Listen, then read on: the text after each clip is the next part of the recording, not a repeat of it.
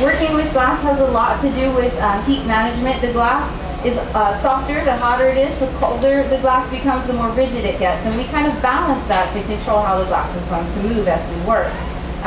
Inside the melting furnace, we're looking at about 2,100, and yep, that's it, 2,100 degrees Fahrenheit.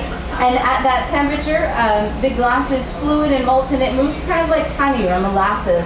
And it begins to change the moment you draw it from the furnace, because it starts to cool down as soon as you bring it outside of that oven. So it's kind of like dealing with a material that's in a constant state of change. So it's never kind of the same process exactly every time you make your piece, because you're always reacting to the temperature of the material and how it's changing while you work. Another thing that's happening to Aaron is all the different colors he's added. We probably talked about how all the different colors move a little bit differently. Some become hotter faster and therefore start to become more fluid a bit faster.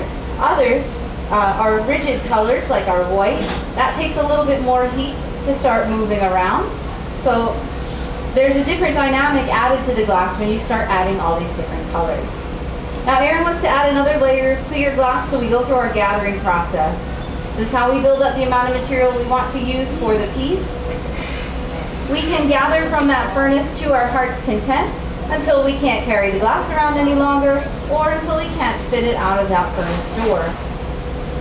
The glass, of course, becomes heavier and heavier. Between each gather, we have to wait a little bit longer and longer, because we want the bubble or the setup that we've got to become cool and rigid so it can support the weight and the heat of our new gather of glass. The more times we gather, the thicker our glass is going to be, the more thermal mass it's going to have, the longer it's going to stay insulated and warm.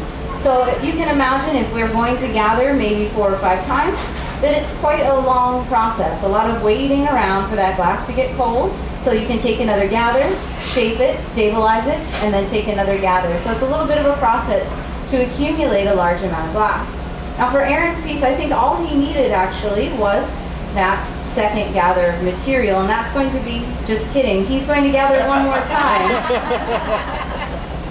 to make the size piece that he wants to make. Now he did tell me what he was making, and I thought usually that's a 2-gather piece, but I guess you're going to be making a large one. It's not life size, he says. Okay, so this is an object from life, but you're going to make it oversized and out of glass, right? Yes, okay. Typically, what Aaron is making is not made out of glass, but it is a gorgeous piece once it's completed. I'm going to leave you with that, and we'll sort of watch things shape up. It's a lot of fun, I think, sometimes to kind of let you watch the shape evolve and kind of guess a little bit about what it might be.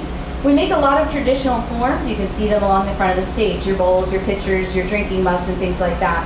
But we also like to get into a little bit of sculpture. You see some of that along the stage. We've got a fish, a turtle out front. We have a pitcher that has sculpted carrots and radishes on the side.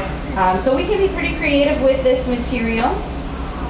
The piece that Aaron's making for us right now is actually a piece of blown sculpture.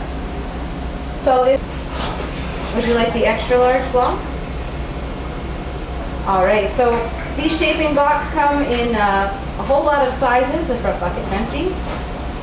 Believe it or not, we've got bigger pieces or bigger tools than this one here to, of course, just accommodate different amounts of glass. That's for tomorrow, you said? Oh yeah, Aaron's got how many times are you going to gather tomorrow? 5? Maybe 4?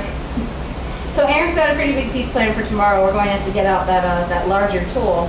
But these shaping blocks help us to center things up. We're actually pushing around the surface layer of glass a little bit.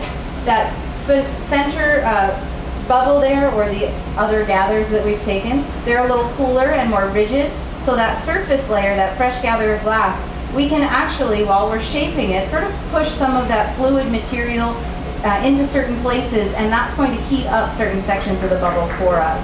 So once we've got everything in just the right shape, and we've got a nice even temperature, Aaron's going to begin to inflate the piece. We don't want to inflate the glass before we've got an even temperature, because the glass is always going to take the breath of air is going to take the path of least resistance.